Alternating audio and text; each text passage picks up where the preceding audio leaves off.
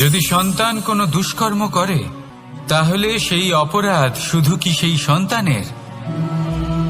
না, যদি সন্তান দুষ্কর্ম করে তাহলে অপরাধী তার মাতা পিতাও, যারা পুত্রমোহর কারণে সেই অনুচিত কাজে তাকে বাধা দেননি।